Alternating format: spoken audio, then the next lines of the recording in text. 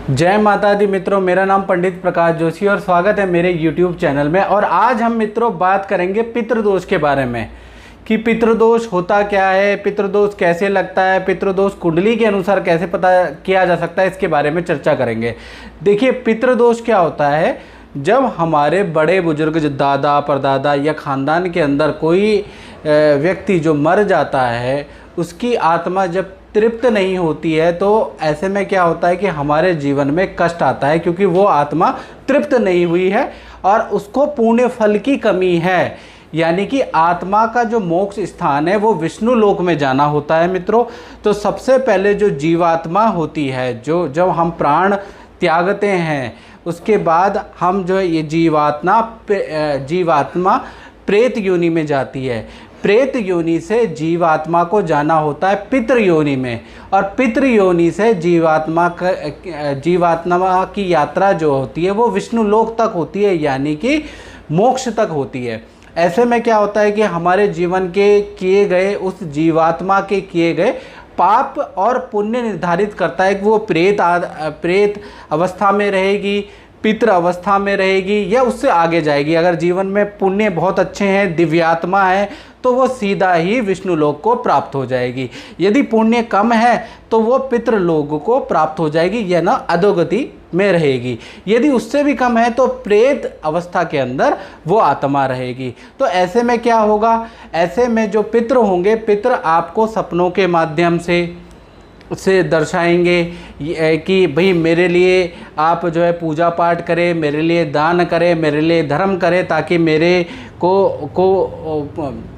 को पुण्य लगे और मैं विष्णु लोक तक जाऊं। इसलिए बहुत बार लोग बताते हैं कि हमें अपने पितरों का सपना आता है, या सफ़ेद कपड़ों में कोई ना कोई व्यक्ति हमें रात को दिखाई देता है। अक्सर पूर्णमासी के दिन में ये सपने आते हैं, या अमावस्या के दिन में, या वार त्यौहार के आसपास ये सपने आते हैं अक्सर लोगों को। तो इसका मतलब ये होता है कि पितृ अशांत है। पहली चीज़ ये है कि पितृ क्यों हमें परेशान करते हैं, उसके बारे में मैंने आपको बात कर ली कि पितृ की आत्मा जब संतुष्ट नहीं होती तो पितृदोष बनता है।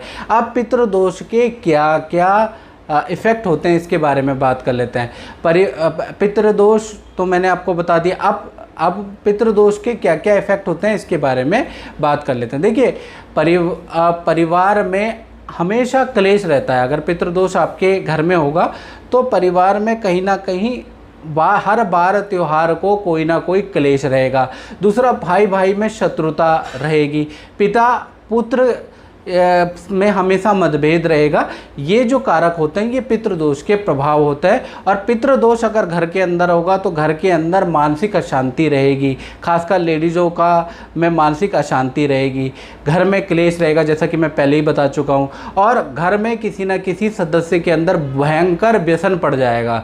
भयंकर व्यसन का मतलब शराब, मांस, मदिरा इत्यादि का भयंकर व्यसन होता है उस व्यक्ति के अंदर।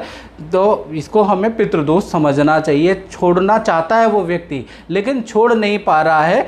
डेली के डेली व्यक्ति प्रॉमिस करता है कि मैं कल छोड़ दूंगा, लेकिन छोड़ नहीं पा रहा है मित्रों, तो इसका मतलब पितृदोष है। साथ ही साथ घर पैसे की बर्बादी होती है। पैसे की बर्बादी का मतलब कि व्यक्ति जो पैसा कमाता है वो कहीं ना कहीं ऐसी जगह पे निवेश कर देता है जहाँ पे उसका धन बिल्कुल डूब जाता है। किसी की राय नहीं मानता वो व्यक्ति को बहुत लोग राय देते हैं, भले में राय देते हैं, लेकिन व्यक्ति किसी की बात नहीं मानता।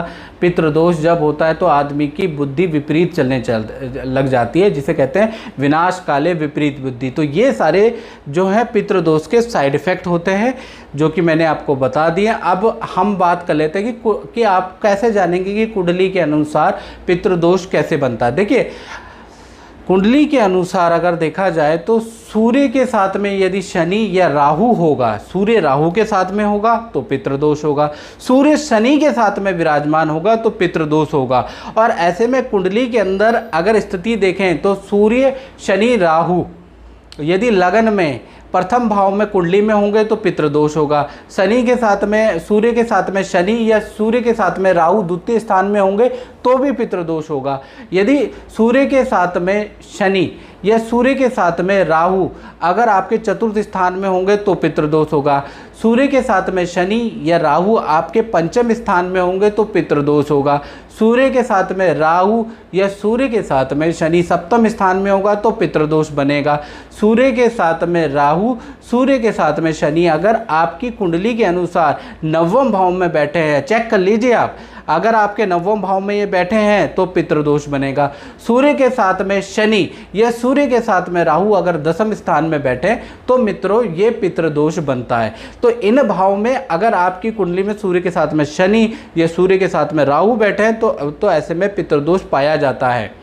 और पितृदोष की क्या सिम्टम है ये मैं बता चुका हूँ, आप वीडियो को पीछे करके देख सकते हैं। अब बात कर लेते हैं कि पितृदोष तो आपकी कुंडली में है, अब उसके उपाय क्या हैं। तो सबसे पहला उपाय मैं बात करूंगा कि आप सोमवती अमावस्या के दिन आपको कपड़े और खीर का दान देना पड़ता है। तो सोमवती अमावस्या जब भी पड़े आप पितरों के निमित्त दान धर्म करें। साथ ही साथ 1 वर्ष तक आप जो है अमावस्या में पितृ की पूजा करें। ओम पितृ देवता भ्यो नमः ये मंत्र का जाप आप करें, पितृ के नाम से दान दे, पितृ के नाम से आप अमावस्या के दिन खीर गरीबों को दान दे, सफ़ेद वस्त्र गरीबों को दान दे, ताकि आपके पितृ जो है मोक्ष गति को प्राप्त हो।